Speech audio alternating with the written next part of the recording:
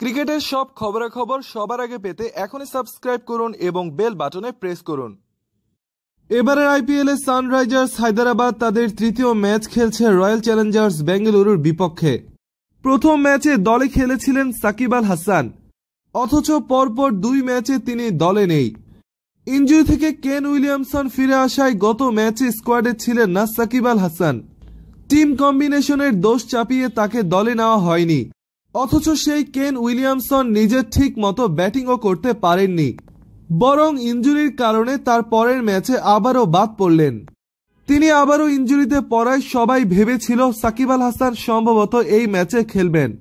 সবাইকে অবাক করে দলে জায়গা দেওয়া হলো আফগান তারকা মোহাম্মদ নবীকে। নিঃসন্দেহে মোহাম্মদ নবী একজন ভালো খেলোয়াড়, তবে সাকিব আল হাসান বিশ্ব সেরা। র্যাঙ্কিং সহ সব জরিপে সাকিব আল হাসান এগিয়ে। সঠিকভাবে দল বাছাই করলে সাকিব আল হাসানের উপরে কখনো মোহাম্মদ নবী দলের সুযোগ পান না। উল্লেখ্য, টি-20 অলরাউন্ডার র্যাঙ্কিংয়ে সাকিব আল হাসান 2 নম্বরে রয়েছেন।